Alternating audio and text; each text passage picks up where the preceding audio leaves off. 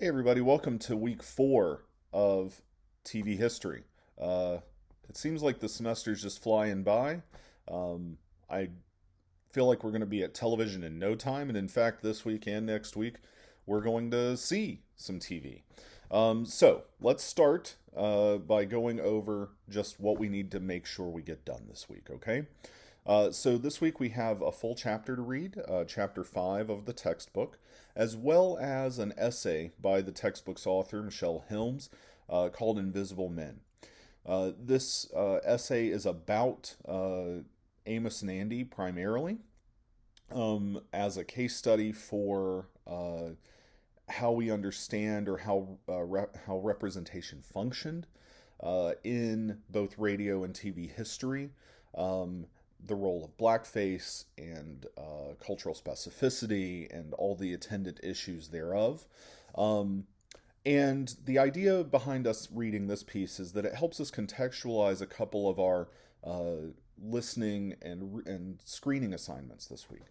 So first, we do have one uh, radio show to listen to that is not talked about in that Invisible Men piece, but does come up in the chapters we're reading for this week and next week, kind of as we tease out the development of radio programming and genres, which is also the mini lecture we have this week.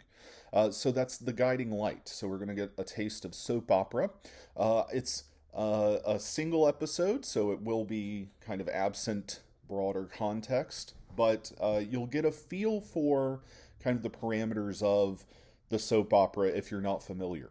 How it is very character focused, dialogue focused, as a means of telling a story that is meant to go on years and years and years, and in fact be told, broken up, and retold kind of throughout the week as its main audience is people who are at home doing housework and maybe don't catch it every day.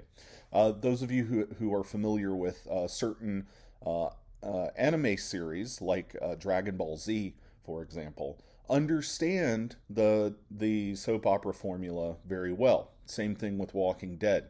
Every week is kind of a collection, mostly of different things happening to different groups of people.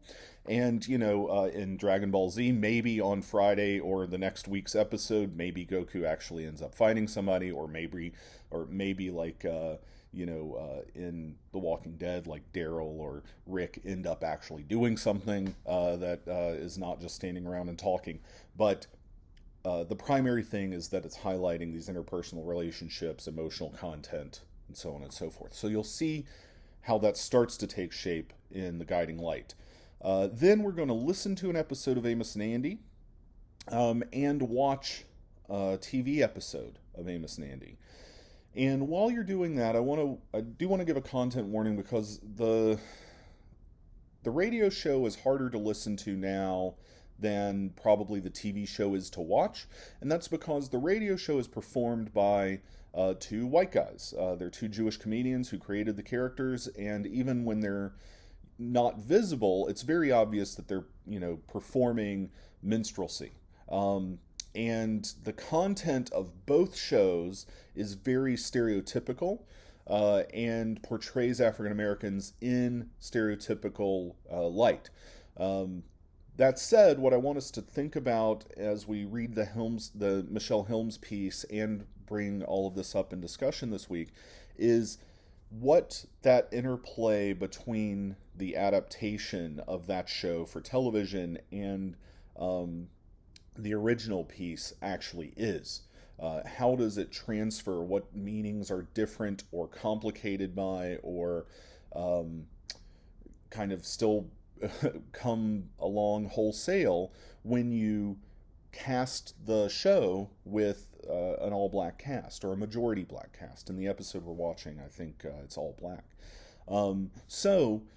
You can see kind of exactly what Hilmes is talking about in action. That's our screenings. I just wanted to give a little warning and a little context, and I think that that essay helps with that. There's not a voice thread assignment this week, so we just have to do all of that and then come to the Zoom session on Wednesday and have a really good discussion. Hopefully, y'all are ready to chat this week. I feel like it's been a little slow, not many people wanting to be involved.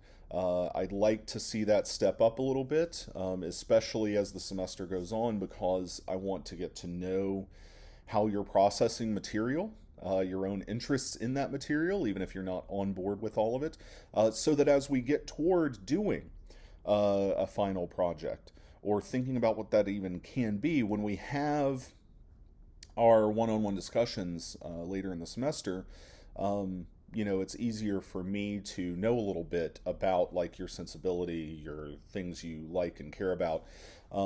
So hopefully y'all are ready to open up a little bit, is all I'm saying. It hasn't been bad, but it's been a little slow.